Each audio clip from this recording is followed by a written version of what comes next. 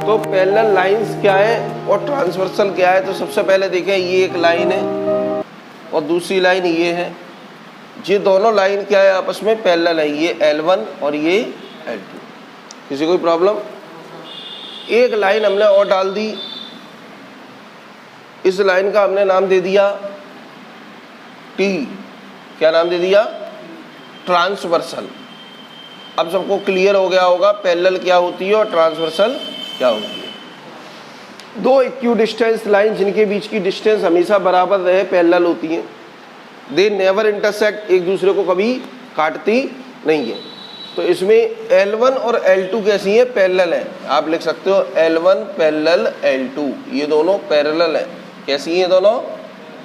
Parallel है। क्यों है? नेवर इंटरसेक्ट, कभी ये एक दूसरे को नहीं काटेंगी। और दोनों पैरेलल लाइन के बीच में जो T आ रही है, ये T जो लाइन है वो हमारी ट्रांसवर्सल है।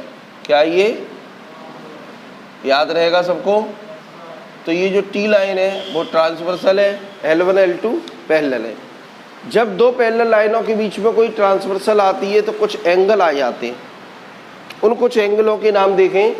इस एंगल को जरा देखें, ये आसमान की तरफ देख रहा है, ऊपर की तरफ इसका मुंह है, आसमान ऊपर होता है, और ये भी आसमान की तरफ देख रहा है। दोनों एक तरफ देख रहे हैं, दोनों। तो फिर ये जो एंगल 1 होगा, इसको एंगल 1 माना, इसको एंगल 2 माना, तो ये दोनों एंगल कहलाएंगे करस्पॉन्डिंग एंगल। कौन से एंगल? और दोनों आपस में बराबर होंगे। एंगल 1 बराबर एंगल 2, और इन दोनों को कहा जाएगा करस्पॉन्डिंग एंगल। याद रखना।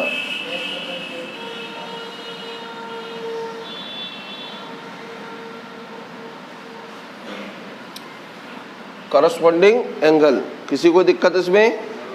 तो ये करस्पॉन्डिंग एंगल हो गए।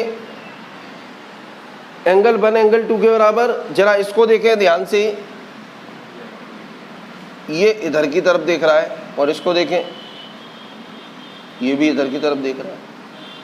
इसको मैंने नाम दे दिया 3, इसको दे दिया 4। तो आप कह सकते हो कि एंगल 3 एंगल 4 के बराबर है। क्यों बराबर है? दोनों एक तरफ देख रहे। और देखो, इसको एंगल को दे दिया मैंने 5 नाम, इसको दे दिया 6 नाम। तो आप कह सकते हो एंगल 5 एंगल 6 के इक्वल है। क्यों? क्योंकि ये नीचे देख रहा है और ये नीचे देख रहा है। क्लियर? तो ये सारे के सारे क्या है? Corresponding angle. याद रहेगा। अब जरा देखो कौन सा और रह गया? 7 8। 7 और 8 एक ही लाइन पर ये आ रहा है, आगे ये आ रहा है ट्रांसवर्सल पे। तो ये भी कैसे है? Corresponding angle. किसी कोई प्रॉब्लम? ये बात होगी करस्पॉन्डिंग एंगल की। समझ में आ गई? तो 1 एंगल किसके इक्वल है? 2 के। 7 किसके? 5 और 3। तो ये एक तरीके के एंगल हो गए। अब दूसरे एंगल की बात करते हैं।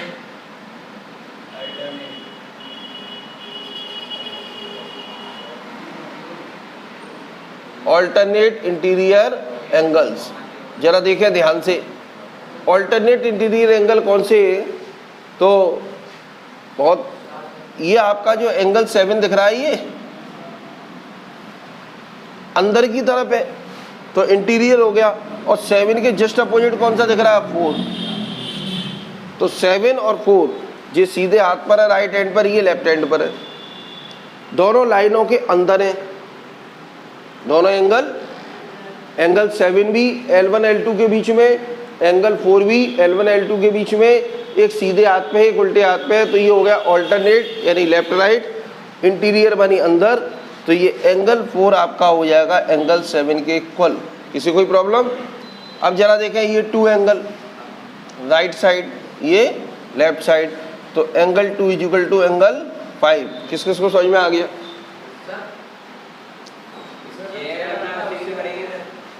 5 2 के इक्वल, 7 4 के इक्वल।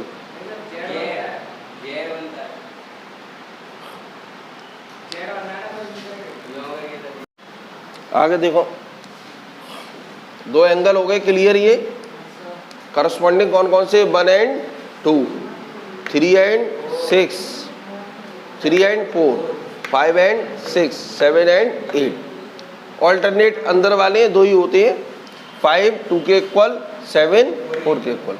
अब जरा एक बार इसको दोबारा बनाते हैं साफ सा डायग्राम।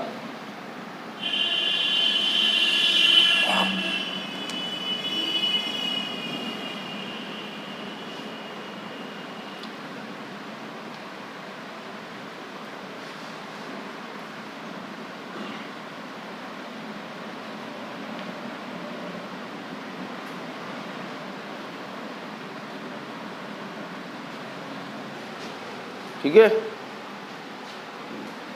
5 और 6।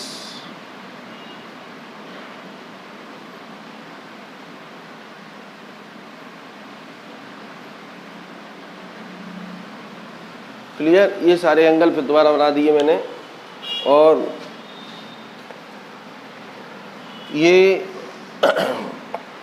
आगे देखें, ऑल्टरनेट एक्सटीरियर एंगल, नाम को ध्यान रखें, ये आपको बताने का मेन मोटिव ये, नाम से याद रखें, ऑल्टरनेट एक्सटीरियर एंगल्स। अब भैया ऑल्टरनेट होना चाहिए लेफ्ट का राइट, राइट का लेफ्ट, और बाहर की तरफ होना चाहिए, पैरेलल लाइनों के बाहर। तो पैरेलल लाइनों के बाहर एक जगह ये दिख रहा है आपको, ये आपका लेफ्ट एंड पर है और ये राइट एंड पर है। तो एंगल 3 इक्वल एंगल 6। किसी बच्चे को कोई प्रॉब्लम? इसके बगल में कौन है? 1। 1 किसके बराबर होगा? Angle 1 is equal to angle A. याद रखें, एक्सटीरियर मानी बाहर और इंटीरियर मानी लाइनों के अंदर, ऑल्टरनेट मानी लेफ्ट का राइट, राइट का लेफ्ट। क्लियर हो गया यहाँ तक?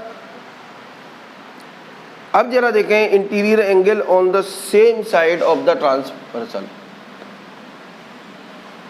इसका नाम भी याद रखें, interior angles on the same side of transversal।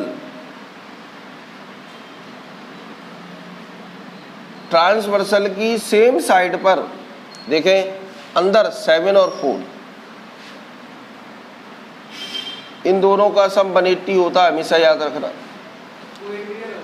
हाँ, 4 और 7 ये इंटीरियर एंगल है और ट्रांसवर्सल के एक ही तरफ है, लेफ्ट साइड। एंगल 2 और 5, इसका भी सम 180 होगा, हमें याद रखना है। ठीक है, इसके अलावा कुछ वर्टिकल अपोजिट एंगल भी हैं। देखो, इस एंगल 3 का वर्टिकल अपोजिट एंगल कौन सा होगा? 3 का। तो वर्टिकल अपोजिट एंगल ये भी आपको याद होने चाहिए। 3 5 के बराबर, 1 angle 1 7 good, 4 angle 4 angle 6, 8 angle 2 is equal to angle 8। ये सारे आपको याद होने चाहिए। तो 4-5 तरीके के एंगल हैं जिनकी हमें ज़रूरत पड़ेगी, एक बार इसको नोट कर लें।